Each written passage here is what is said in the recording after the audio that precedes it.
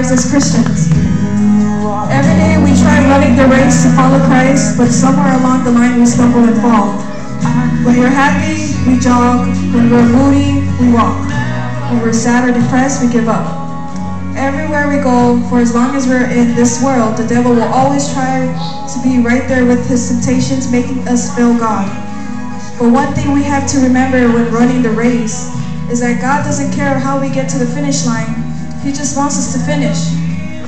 When we fall, get back up. Some of us will make it still running, some of us walking, and some of us even crawling.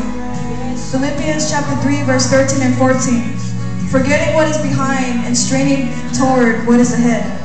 I press on toward the goal to win the prize for which God has called us heavenward in Christ Jesus.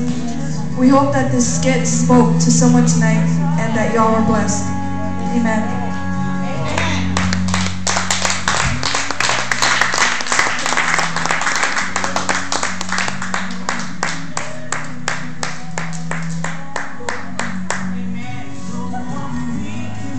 Now this is an open floor to anybody else who has a testimony. God has been good to you guys this week, today, yesterday.